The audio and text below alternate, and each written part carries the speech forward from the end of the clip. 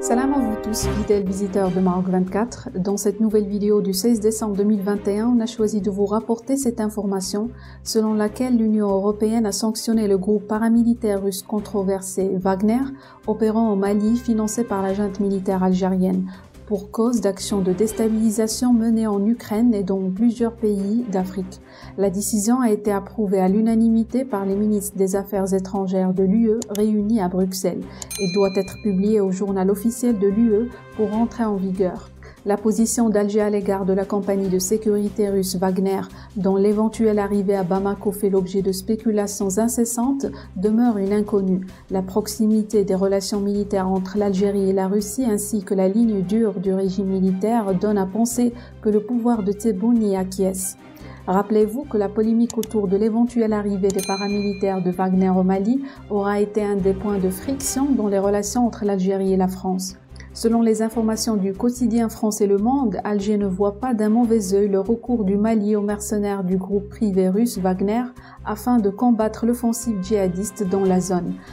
Selon des sources algériennes interrogées par Le Monde, un renforcement de la présence de la Russie au Mali ne serait par un repoussoir, un scénario confirmé par une source française de haut niveau. Les liens entre Bamako et Alger avec la Russie sont historiquement forts.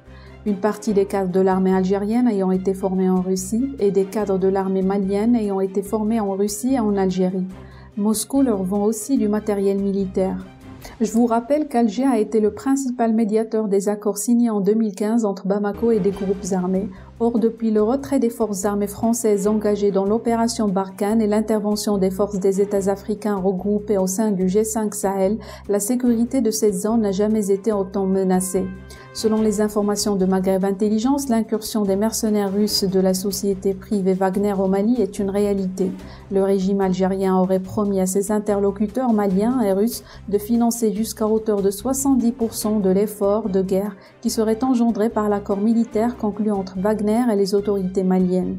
Mais selon les mêmes sources, l'autre volet de cet accord serait le recrutement, l'armement et l'entraînement par les Russes de Wagner d'une force d'élite composée d'éléments du Polisario et de certains rebelles Touaregs afin de mener des opérations d'éclat contre le mur de défense marocain.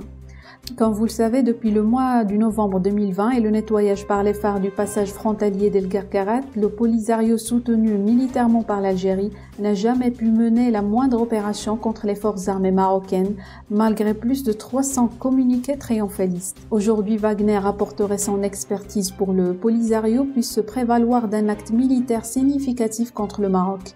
Enfin, je vous signale que les experts onusiens ont reçu des informations selon lesquelles des membres du groupe Wagner auraient commis des viols et des violences sexuelles à l'encontre de femmes, d'hommes et de jeunes filles dans de nombreuses régions du Centrafrique.